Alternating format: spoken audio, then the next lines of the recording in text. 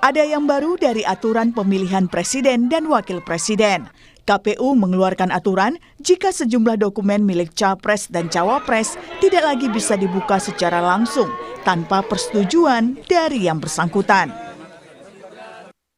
Aturan yang tertuang dalam keputusan KPU RI nomor 731 tahun 2025 menyebutkan ada 16 dokumen yang tidak bisa dibuka ke publik tapi berkaitan dengan syarat menjadi Capres dan Cawapres. Salah satunya adalah ijazah. Disebutkan pula dalam aturan jika informasi itu tidak bisa dibuka ke publik selama 5 tahun kecuali ada persetujuan dari pemilik. KPU bilang ada konsekuensi bahaya jika informasi dokumen persyaratan Capres dan Cawapres dibuka ke publik tanpa persetujuan karena terkait informasi pribadi. Jadi pada intinya kami hanya menyesuaikan pada dokumen-dokumen tertentu yang ada dalam tanda kutip aturan untuk dijaga kerahasiaannya, misalnya berkaitan dengan rekam medis, kemudian dokumen sekolah atau ijazah dan seterusnya itu ya yang bersangkutan yang harus diminta kemudian atau atas putusan. Jadi bukan karena Pak Jokowi tidak ada digugat ijazahnya masih juga digugat ijazahnya. Tidak ada, ini berlaku umum semua peraturan.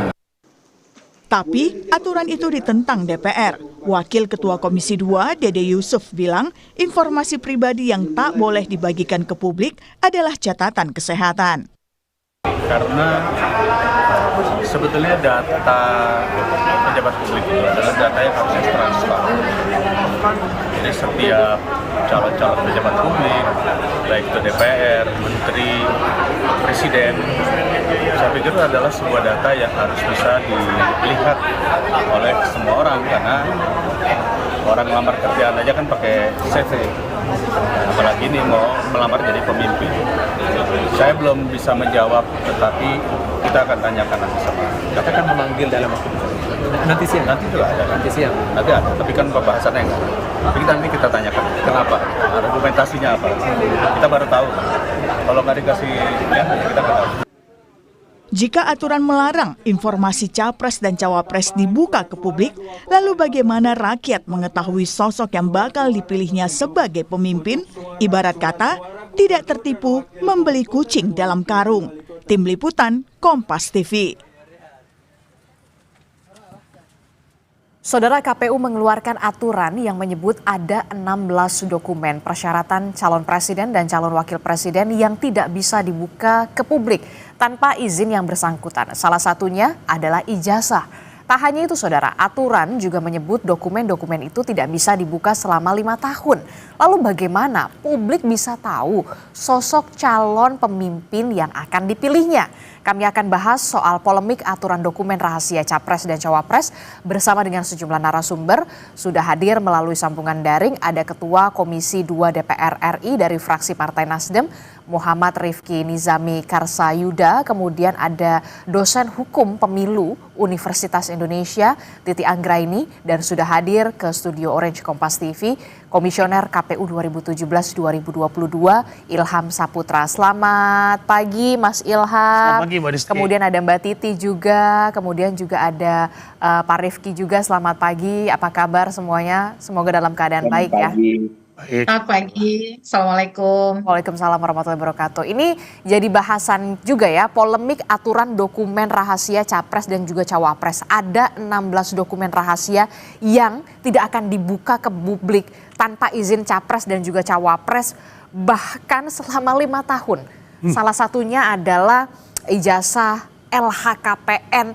Nah, saya ingin tanya dulu nih, sebagai komisioner, sempat menduduki jabatan sebagai komisioner KPU 2017 hingga 2022. Bagaimana respon Anda soal keterbukaan publik di sini? Ya, saya kira ini kemunduran ya terkait dengan putusan KPU ini. Kenapa saya bilang kemunduran?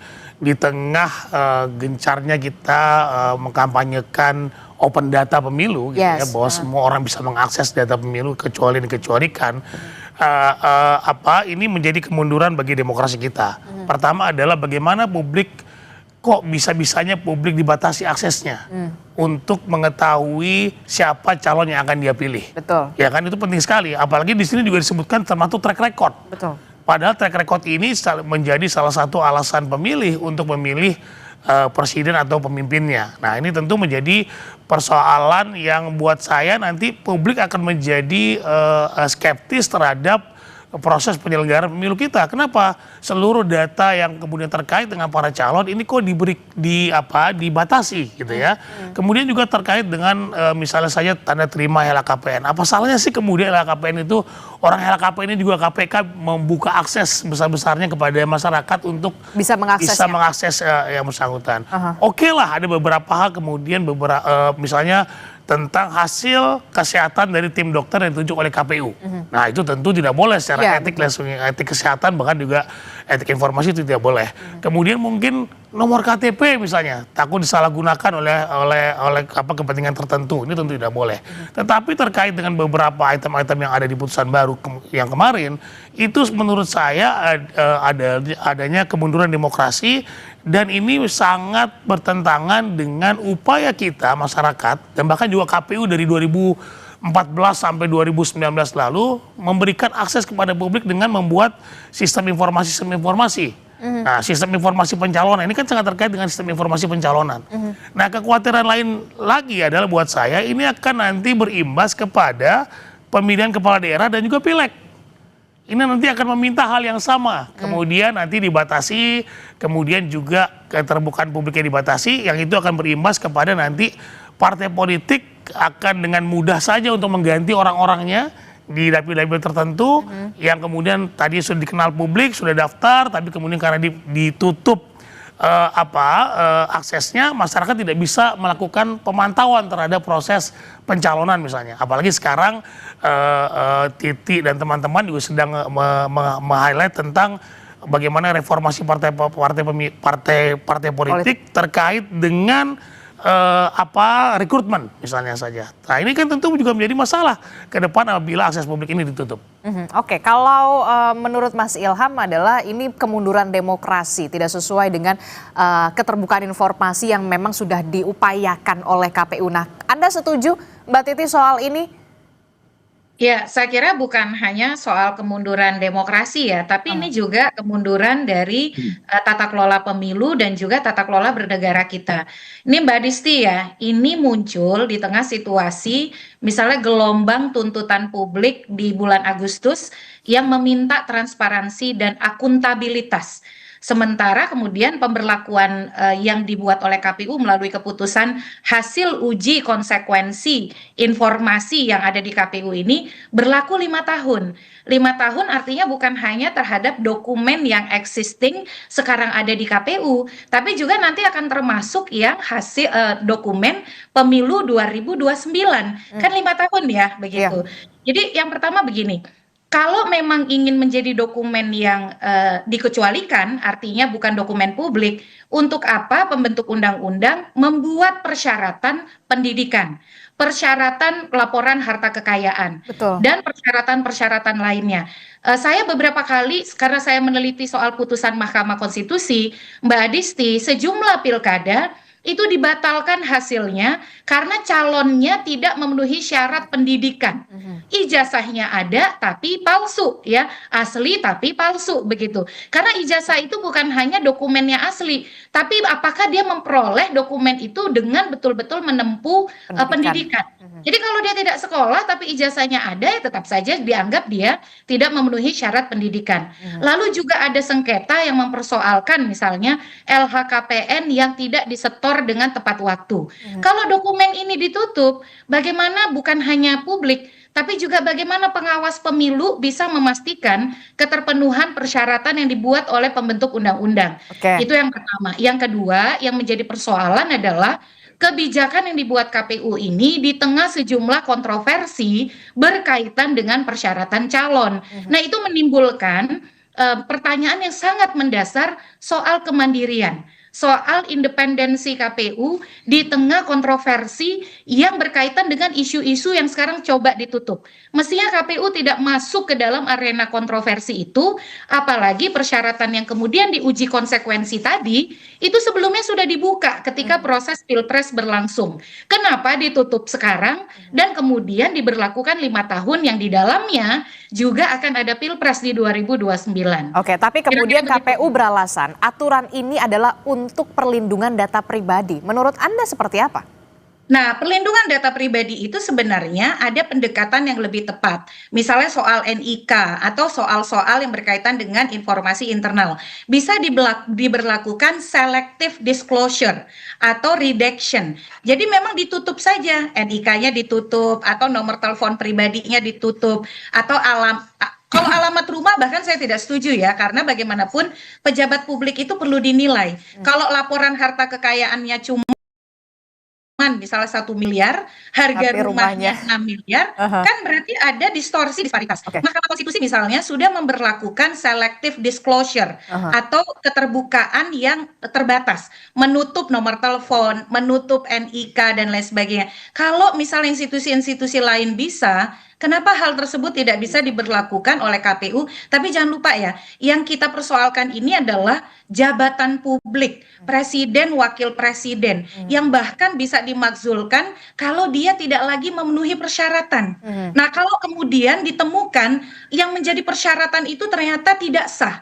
Nah, bagaimana kemudian itu bisa ditutup sementara proses untuk memastikan kelayakan, kebenaran, keabsahan itu masih berlangsung terus bahkan selama orang itu menjabat begitu. Oke, saya akan ke Pak Rifki dulu. Pak Rifki, bagaimana kemudian Komisi 2 DPR RI merespon ini? Apakah sudah ada konfirmasi yang dilakukan oleh Komisi 2 untuk menanyakan KPU membuat alasan semacam ini atau aturan semacam ini karena apa sebenarnya? Kalau dari Anda sendiri, setuju atau tidak sebenarnya?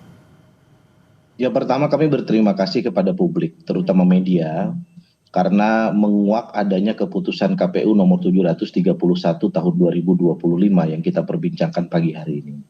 Secara konstitusional Komisi 2 DPR RI hanya berhak untuk melakukan 2 hal dalam proses legislasi.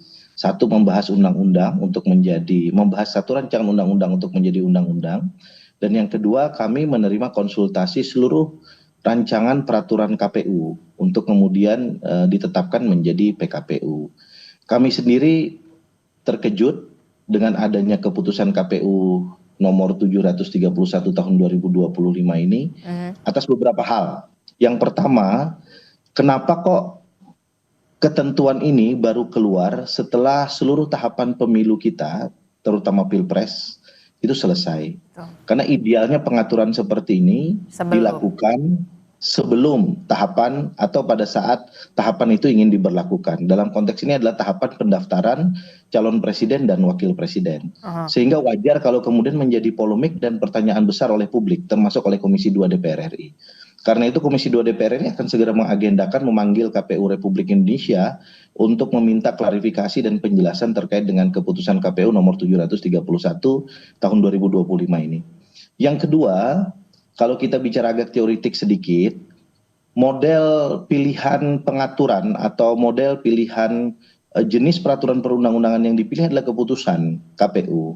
Keputusan itu secara umum mengatur sesuatu yang bersifat konkret, yang bersifat bukan abstrak. Biasanya menetapkan objek tertentu yang konkret. Dalam konteks ini, kalau kita baca keputusan KPU nomor 731 itu idealnya diatur dalam peraturan KPU. Yang kalau itu bentuknya adalah peraturan KPU, maka mestinya harus dikonsultasikan dan disahkan dulu di Komisi 2 DPR RI. Sehingga ada proses yang kemudian terbuka, yang kemudian bisa mendapatkan klarifikasi yang cukup. Oke, jadi saya ingin konfirmasi kembali, PKPU ini belum dikonsultasikan terlebih dahulu bersama dengan Komisi 2 DPR. Yang dipilih oleh KPU bukan peraturan KPU, tapi keputusan KPU. Sehingga ada sesuatu yang kemudian menjadi sangat janggal. Karena idealnya hal ini diatur dalam peraturan KPU. Nah, kita tahu bahwa keputusan KPU yang tadi dibicarakan oleh Bang Ilham dan Mbak Titi, itu secara substantif juga penuh dengan pertanyaan dan persoalan. Ya. Komisi 2 DPR RI menganggap ada dua informasi kalau kita baca dalam ketentuan keputusan KPU, kalau dia merujuk pada ketentuan misalnya pasal 227 Undang-Undang nomor 17 tahun Undang-Undang nomor 7 tahun 2017 tentang pemilu, memang di pasal 227 itu disebutkan ada informasi-informasi yang harus dikecualikan. Tetapi kemudian juga disebutkan di dalam PKPU nomor 19 tahun 2023 bahwa informasi-informasi itu bisa dibuka sepanjang kemudian yang bersangkutan tidak keberatan. Tapi secara substantif kami melihat dari 16 item itu mestinya memang terbagi atas dua. Ada informasi yang harusnya dibuka terkait dengan ijazah, keterangan pilot, LHKPN, CV gitu. Karena itu terkait bukan hanya soal persyaratan tapi soal akuntabilitas dan transparansi calon pejabat publik. Di sisi yang lain kemudian ada memang hal-hal yang wajib kita lindungi seperti rekening, NIK gitu, riwayat kesehatan yang mungkin akan menjadi polemik kalau kemudian dibuka secara terang benderang kepada publik. Nah, karena itu Komisi 2 DPR RI selain akan meminta klarifikasi, kami akan mendorong untuk segera melakukan uji konsekuensi ulang oleh KPU Republik Indonesia yang melibatkan multi stakeholders termasuk pengamat pemilu, partai-partai politik dan seterusnya. Karena uji konsekuensi yang dilakukan oleh KPU Republik Indonesia yang kemudian mengeluarkan keputusan KPU nomor 731 tahun 2025 kami nilai juga penuh kejanggalan. Contoh misalnya uji konsekuensi itu menghadirkan satu firma hukum namanya Kamarudin and Partner. Kenapa kok hanya satu firma hukum? Kenapa kok nggak mengundang banyak sekali pakar hukum di Republik ini? Yang saya kira akan sangat terbuka kalau mereka diundang dan kemudian memberikan pikiran dan analisis yang objektif terkait hal-hal tersebut. Nah, itulah sikap Komisi 2 DPR RI yang saya kira kami tentu sangat menyayangkan kenapa KPU mengeluarkan keputusan KPU nomor 731 tahun 2025 sekali lagi di tengah polemik publik yang belum reda, di tengah luka publik yang belum selesai, di tengah diskursus publik terkait dengan pentingnya lembaga-lembaga hasil dari pemilu termasuk DPR yang harus semakin terbuka, yang semakin tidak berjarak dengan publik. Komisi 2 DPR RI kita harapkan tidak akan tinggal diam karena akan memanggil KPU, akan ada uji konsekuensi di sana. Nah, kalau Mbak Titi sendiri, kalau DPR akan melakukan uji konsekuensi, nah apa yang bisa dilakukan oleh masyarakat sipil salah satunya? Apakah memang nanti akan bisa digugat atau seperti apa soal ini? Ya, kita memang punya Undang-Undang Keterbukaan Informasi Publik ya, Undang-Undang Nomor 14 Tahun 2008. Kita juga punya Undang-Undang Perlindungan Data Pribadi. Nah, Undang-Undang Perlindungan Data Pribadi memang memberikan ruang untuk melindungi data pribadi dari penyalahgunaan. Tapi yang menjadi pertimbangan perlindungan data pribadi itu adalah untuk kepentingan negara, kepentingan yang lebih besar.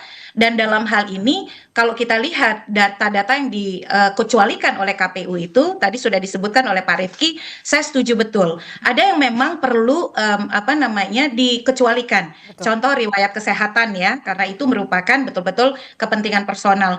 Tapi ada banyak data lainnya yang menjadi pertanyaan. Ini kok KPU semakin lama semakin menjauh dari esensi prinsip penyelenggaraan pemilu yaitu keterbukaan dan akuntabilitas begitu. Nah, mekanisme yang tersedia kalau dalam hal ini publik keberatan terhadap hasil uji konsekuensi, publik bisa mengajukan keberatan kepada KPU. Lalu kemudian kalau KPU tidak merespon bisa disengketakan ke Komisi Informasi Pusat begitu. Tetapi proses itu Mbak Adisti tidak mengesampingkan esensi latar belakang dan situasi kenapa kebijakan problematik seperti ini yang teledor seperti ini bisa sampai keluar dari KPU kita.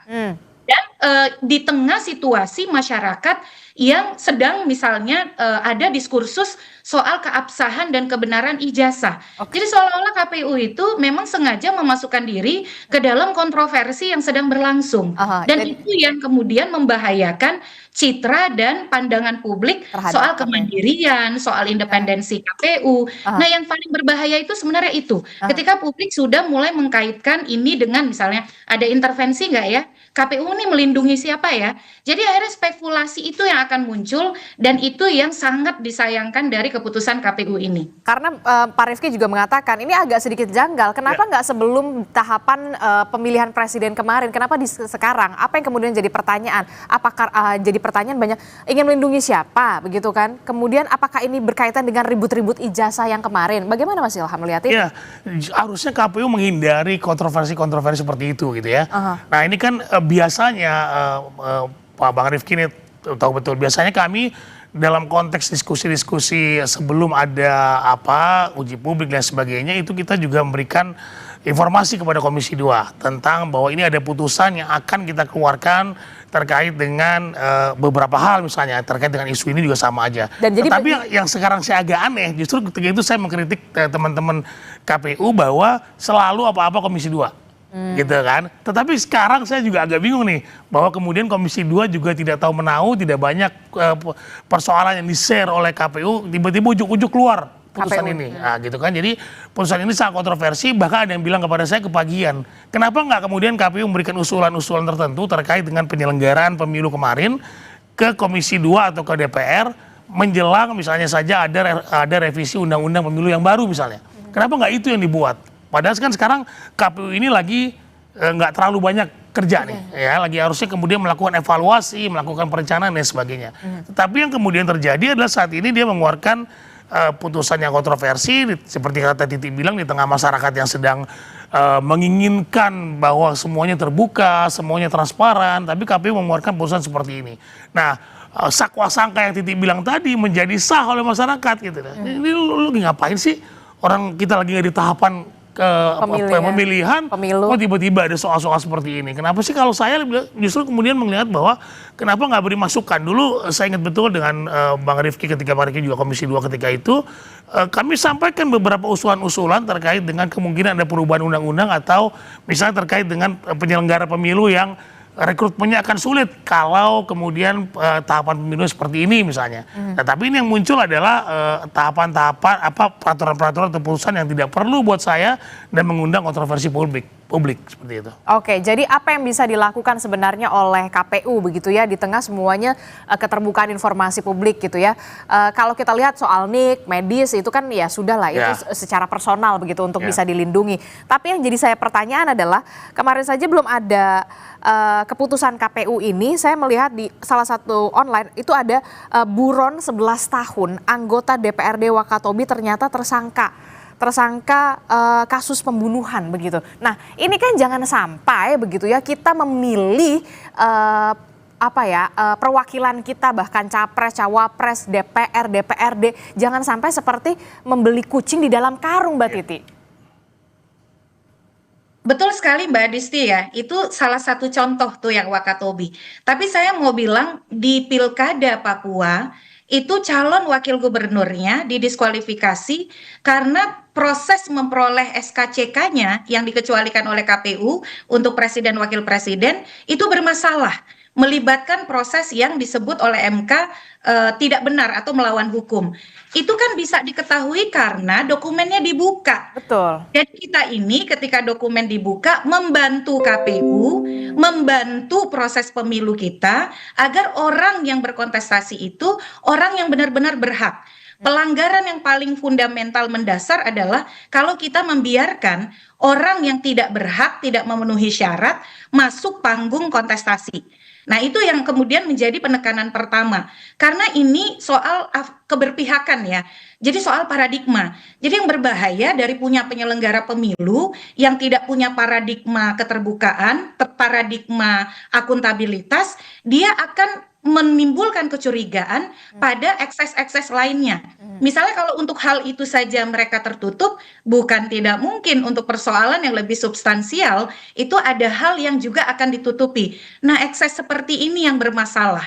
Jadi saya kira kita memang harus mendudukan persoalan ini sangat lebih fundamental, bukan hanya soal mempertanyakan kejanggalan kebijakannya, tapi mempertanyakan komitmen pada demokrasi dari penyelenggara pemilu kita yang merupakan beranda depan dari demokrasi Indonesia.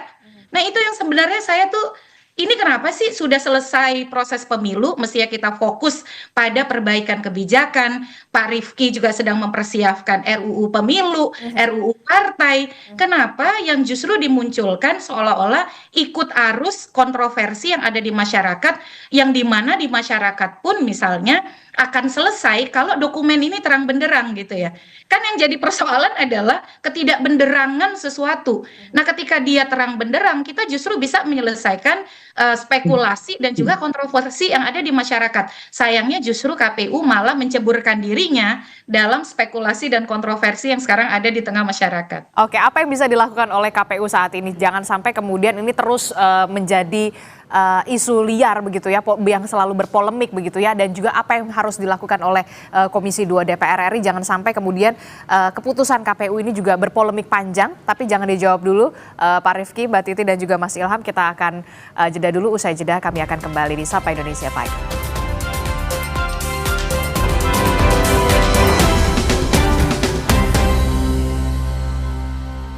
Masih bersama kami dalam Sapa Indonesia Pagi. Saudara, kita masih membahas soal bagaimana polemik soal dokumen rahasia Capres dan juga Cawapres yang memang sudah diatur dalam keputusan KPU begitu ya. KPU beralasan untuk melindungi data pribadi dari Capres dan juga Cawapres. Salah satu yang kemudian tidak bisa dibuka tanpa seizin yang bersangkutan adalah ijazah Capres dan juga Cawapres, ada juga LHKPN begitu ya. Nah, ini yang menarik sebenarnya tadi kita bahas. Yang menarik, kok Komisi 2 tidak mengetahui soal ihwal ini begitu. Nah, selain uji konsekuensi begitu, apa yang nanti akan didesak oleh Komisi 2 DPR RI, jangan sampai kemudian keputusan KPU ini berpolemik panjang, Pak Rifki. Iya, sebagai mitra kerja dari Komisi Pemilihan Umum Republik Indonesia pada satu pihak, bahkan kalau kita mau lihat lebih dalam, Komisi 2 DPR RI ini menjadi rahim lahirnya KPU dan Bawaslu Republik Indonesia. Karena berdasarkan konstruksi Undang-Undang Pemilu, di tempat kamilah fit and proper calon anggota KPU, Bawaslu, DKPP itu dilakukan. Karena itu secara moral kami tentu bertanggung jawab untuk terus melakukan kemitraan dan pengawasan terhadap KPU Republik Indonesia. Dengan segala etikat baik, saya sudah telepon pimpinan KPU tadi malam, meminta klarifikasi, meminta argumentasi apa yang menjadi dasar keputusan KPU ini. Tetapi kemudian tentu ruangnya harus kami buka seluas-luasnya melalui rapat dengar pendapat di Komisi 2 DPR RI. Kapan akan dilakukan? Secepatnya? Pekan ini atau seperti apa? Pekan ini belum mungkin karena jadwal kami sudah tersusun dan sudah mengundang sejumlah mitra lain. Kami upayakan insya Allah pekan depan. Tetapi kemudian di sisi yang lain saya juga mendorong tadi malam kepada pimpinan KPU Republik Indonesia untuk segera menyampaikan argumentasi yang secara terbuka kepada publik, agar kemudian polemik ini bisa dikurangi dan kemudian jika salah saya sampaikan kepada KPU tidak perlu merasa gengsi untuk meminta maaf dan melakukan perbaikan atau revisi terhadap keputusan KPU nomor 731 tahun 2025 ini. Nah, untuk melakukan revisi itu saya mendorong kalau bisa sebelum ke Komisi 2 lakukan saja uji konsekuensi ulang, agar kemudian uji konsekuensi itu bisa menghadirkan multi stakeholders yang lebih terpercaya, yang kalaupun ingin tetap dipertahankan ada data-data yang harus dilindungi berdasarkan ketentuan Undang-Undang Pemilu, Undang-Undang Keterbukaan Informasi Publik ya, dan peraturan KPU sebelumnya, itu silahkan, tetapi kemudian jangan ke 16 item sebagaimana yang sekarang dipertahankan dalam keputusan KPU nomor 731 itu. Saya juga mendorong kalau memang diperlukan revisi terhadap PKPU nomor 19 tahun 2023 silahkan saja, walaupun momentumnya menurut saya tidak terlalu tepat untuk kemudian kita bicarakan hari ini di Komisi 2 DPR RI. Nah, KPU Republik Indonesia memang beralasan beberapa waktu belakangan banyak sekali surat permintaan agar KPU itu memberikan dokumen ijazah calon presiden dan wakil presiden. Mungkin juga terkait dengan polemik yang tadi dibicarakan. Saya sampaikan, ya setiap permohonan itu dijawab saja secara formal, secara tertulis gitu. Dan kalau memang aturannya tidak ada, akan jauh lebih baik kalau dikonsultasikan ke DPR, ke Komisi 2 DPR, agar kemudian kawan-kawan KPU tidak menjadikan itu sebagai beban institusi sendirian. Karena hal ini bukan sekedar sebuah peristiwa hukum meminta satu dokumen ijazah, tetapi tentu ada implikasi politik, karena pekerjaan KPU itu adalah ruang gladiator politik yang tidak bisa dipisahkan dari konteks-konteks politik. Saya juga menyampaikan pikiran-pikiran saya tadi malam bahwa hak untuk mendapatkan informasi itu hak konstitusional warga negara, diatur dalam pasal 28F Undang-Undang Dasar. Bahkan Mahkamah Konstitusi melalui putusan Mahkamah Konstitusi nomor 88 tahun 2023 itu membuat guidance 3 hal terkait dengan keterbukaan informasi publik yang dilindungi atau yang dikecualikan. Yang pertama, dia nggak boleh menyeluruh. Dia harus ada pembatasan. Tadi Mbak Titi ngomong, ada pembatasan yang mana saja yang betul-betul terkait dengan privasi seseorang. Kenapa harus ada pembatasan? Karena secara mendasar setiap warga negara itu berhak untuk mendapatkan informasi publik. Betul. Karena itu pembatasan dilakukan untuk membatasi privasi warga negara yang lain. Yang kedua, untuk membatasi, maka sebelum ketentuan undang-undang atau peraturan perundang-undangan dikeluarkan harus ada uji konsekuensi satu persatu persyaratan itu. Jadi betul nggak kira-kira LHKPN itu harus dilindungi? Betul nggak CV harus dilindungi? Betul nggak ijazah harus dilindungi? Betul nggak keterangan tidak valid itu harus dilindungi? Lakukan uji konsekuensi satu persatu. Dan yang paling penting adalah kita menyadari bahwa sekarang ini momentumnya dan iklimnya sedang tidak tepat untuk kemudian ketentuan ini dikeluarkan. Bahwa ada problem KPU untuk merespons banyaknya permintaan publik, saya kira hal tersebut mestinya bisa dijawab dengan baik oleh nggak perlu pimpinan KPU ini, levelnya Kepala Biro Humas saja ini di KPU untuk kemudian menjawab satu persatu permintaan publik tersebut dengan tanpa harus kemudian mengeluarkan keputusan KPU yang kontroversial pada kesempatan ini. Oke, kita akan lihat bagaimana pekan depan Komisi 2 DPR RI akan memanggil pimpinan dari KPU termasuk juga komisioner untuk membahas ini semua, begitu, jangan sampai ini berpolemik panjang. Sebenarnya kami Kompas TV juga sudah mengundang dari komisioner KPU untuk juga bisa membahas, berdiskusi, berdialog di pagi hari ini membahas soal bagaimana polemik aturan dokumen rahasia Capres dan juga Cawapres. Salah satu yang kemudian berpolemik ini adalah soal ijazah, begitu ya. Ini yang paling disorot, di underline sekali soal ijazah dan juga soal LHKPN, begitu ya. Karena kalau KPU beralasan melindungi data pribadi, lalu bagaimana masyarakat bisa mendapatkan haknya untuk mendapatkan informasi yang sejelas-jelasnya dan seterang-terangnya soal siapa nanti yang akan menjadi pemimpin, begitu ya. Nah, ini juga menarik, begitu ya. Ini kan dilakukan di tengah sebenarnya tidak dalam tanda kutip ini sudah selesai permasalahan ini. Tapi yang kemudian jadi pertanyaan ya itu tadi, mengapa sekarang baru ada keputusan tersebut? Apakah ini berkaitan dengan ribut-ribut ijazah, begitu ya? Kita tahu kisruh ijazah Jokowi, begitu ya. Kemudian yang terakhir adalah soal ijazah dari wakil presiden kita Gibran Rakabuming, begitu, yang kemudian jadi perbincangan juga, jadi polemik juga. Nah, ini jangan sampai kemudian KPU, begitu ya, berpolemik dan malah salah langkah, Mbak Titi. Nah, apa yang bisa dilakukan, begitu? Jangan sampai ada dugaan, wah jangan-jangan ada melindungi atau segala macam. Nah, ini bagaimana, Mbak Titi? Iya, tentu KPU, saya lagi-lagi setuju dengan Pak Rifki, perlu menjelaskan seterang benderang mungkin kepada publik apa yang melatar belakangi pembuatan keputusan tersebut, dan ketika keputusan tersebut memang dinilai tidak tepat, ya memang harus dikoreksi.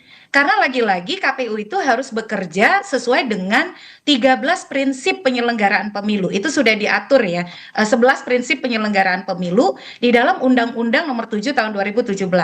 Di dalamnya ada soal keterbukaan, akuntabilitas, tertib, kepastian hukum, dan seterusnya. Jadi memang tindakan KPU akan yang mampu menjelaskan dengan baik kepada publik akan mampu menetralisir situasi hari ini ya. Apalagi di tengah eskalasi masyarakat yang banyak mempersoalkan kredibilitas pejabat publik kita. Itu yang pertama. Yang kedua, ini masukan sebenarnya untuk Pak Rifki ya, di tengah revisi Undang-Undang Pemilu. Ada putusan Mahkamah Konstitusi nomor 120 tahun 2022 yang meminta rekrutmen penyelenggara pemilu itu dilakukan di luar tahapan pemilu. Jangan-jangan penataan itu harus kita mulai sekarang, Pak Rifki. Menata akhir masa jabatan sebagai momentum agar nanti sebelum tahapan pemilu 2029 KPU RI, KPU provinsi, KPU kabupaten kotanya sudah terbentuk. Saya tidak mau bilang bahwa bisa jadi memang kita harus menata ulang dan merefresh KPU kita itu dari sekarang begitu ya. Apalagi nanti ada rekrutmen KPU provinsi, KPU kabupaten kota yang kalau tahapan pemilu mulai 2027 itu harus sudah terbentuk KPU yang baru di semua tingkatan pada 2027. Akhirnya penyegaran organisasi KPU itu harus dilakukan, difikirkan dari sekarang. Dan yang terakhir saya kira permintaan maaf dari KPU diperlukan karena lagi-lagi ya bagi saya tidak ada alasan yang logis tuh Mbak Adisti soal menutup misalnya LHKPN, tanda terima LHKPN, menutup misalnya soal SKCK, menutup soal ijazah. Kita semua kan sekolah ya, minimal kalaupun kita SMA, kalau kita sekolah beneran, itu tidak akan ada kita itu keberatan ijazah kita dibuka. Betul. Kalaupun misalnya harus ditutup, ya bisa jadi kita tutup misalnya nomor ijazahnya, atau kalau nomor ijazah pun kan sebenarnya di pangkalan data itu bisa kita cek begitu. Apalagi ini pejabat publik, pemimpin publik, loyalitasnya kepada publik harus lebih besar daripada loyalitas personalnya. Kalau saya sih beralasan begini ya, gampang saja ya kalau bersih kenapa harus risih? Betul. Nah selama ini persyaratannya, mekanismenya soal ijazah, LHKPN dari Anda pada saat menjabat sebagai komisioner KPU itu seperti apa sebenarnya? Tidak ada masalah, bahkan LHKPN kami wajibkan kepada seluruh KPU provinsi dan KPU kabupaten kota sebagai contoh bahwa kita juga mengeluarkan atau kemudian memberikan akses kepada publik sebagai penyelenggara. Ini loh harta kekayaan kami. Itu semua kami wajibkan dengan putusan dengan juga peraturan KPU.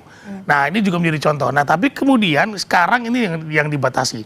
Nah saya ingin bicara begini Mbak Disti. KPU ini pernah diundang oleh organisasi semacam Open Government Partnership ya, yaitu yang dari beberapa negara yang mengundang kita atas keterbukaan publik kita ketika pemilu 2014 dan 2019. 2014 ya, 2019. Karena kita ada Silon dan sebagainya, ada Sirekap dan sebagainya. Nah, dengan kejadian ini kan apa ya, saya semacam kemunduran tata kelola pemilu kata Titi, kemunduran demokrasi, dan juga sebagai penyelenggara tentu harusnya menjadi lembaga yang betul-betul dipercaya secara nasional maupun internasional. Kita diundang kemana-mana ngomongin soal keterbukaan, tapi sekarang dengan kondisi sekarang justru keterbukaan itu dibatasi. Nah jadi saya melihat KPU sekarang kok mundur betul ya. Nah ini tentu Bang Rifki sebagai Komisi 2 yang kemudian berkompeten untuk kemudian mengevaluasi lah ya terhadap pekerjaan atau kemudian kerja-kerja dari para penyelenggara pemilu ini. Termasuk juga soal ini ya Mbak Titi, kasus yang di Wakatobi ini juga menjadi apa ya, jadi evaluasi juga begitu supaya terintegrasi soal SKCK begitu ya. Kalau memang mereka ada masalah hukum dan segala macam. Ini selama ini bagaimana, memang belum terintegrasi atau belum seperti apa? Soal kepailitan juga.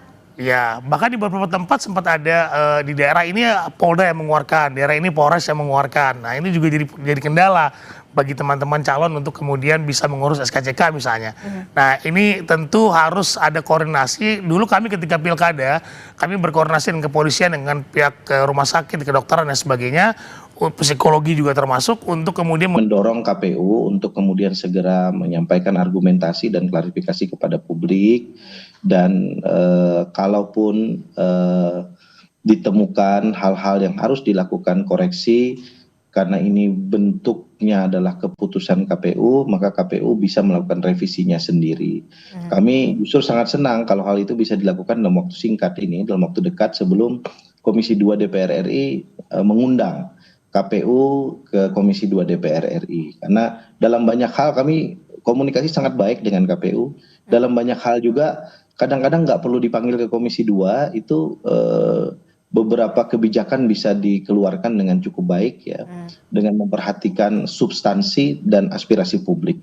Nah karena itu mumpung belum terlalu jauh, saya kira KPU segera muncul ke permukaan, memberikan penjelasan, termasuk di internal, melakukan rapat di internal untuk melakukan pengkajian lebih mendalam, dan yang tidak kalah penting akan jauh lebih baik kalau segera dilakukan uji konsekuensi ulang terhadap keputusan KPU ini dengan mengundang multi stakeholders dan dilakukan dengan cara terbuka. Kalau perlu undang media untuk meliput bagaimana uji konsekuensi itu dilakukan, agar keputusan ini tidak lahir di ruang gelap, tetapi keputusan ini lahir dari semangat keterbukaan informasi publik sebagaimana dasar dari keputusan KPU nomor 731 tahun 2025 ini.